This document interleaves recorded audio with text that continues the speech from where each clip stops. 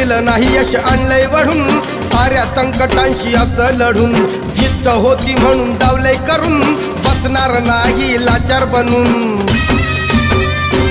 येत नव्हतं चाला या चढावरून आता तू चालणार गडावरून